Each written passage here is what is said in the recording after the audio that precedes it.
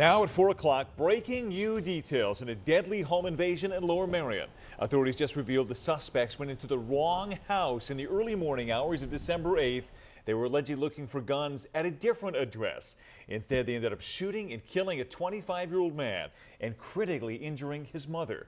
It is Tuesday afternoon. I'm Brian Taft. And I'm Sarah Bloomquist. The big story on Action News is the breaking new details on that investigation on Meredith Road in Lower Merion. It's our first hint of a motive in the case that has had that community on edge and asking a lot of questions. The update coming hours after a second suspect was taken into custody. The Action News' Walter Perez live now at the Montgomery County DA's office in Norristown. A lot of new updates on this today, Walter.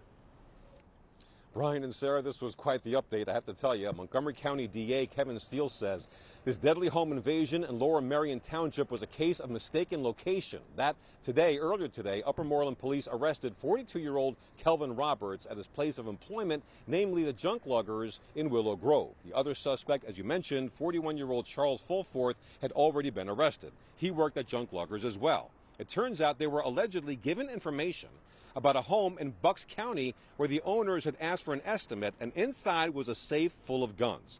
But they got the address wrong and ended up at the Gaudio family home in Lower Merion. 61-year-old Bernadette Gaudio was shot and severely wounded. Her 25-year-old son, Andrew, was murdered. DA Kevin Steele has more.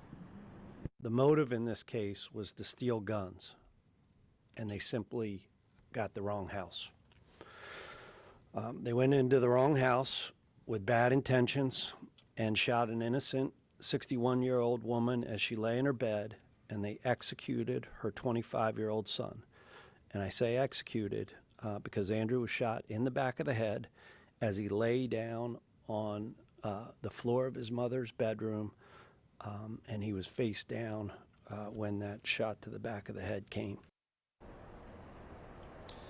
And so the question now is, who tipped off the suspects about the house with the guns in Bucks County? Also, investigators want to know if anyone else was burglarized, possibly by employees from the junk luggers in Willow Grove. We'll have much more on this story coming up on Action News starting at 6. Reporting live from Norristown, Walter Perez, Channel 6 Action News. Back to you. Yeah, quite the update, as you said. Walter, thank you for that.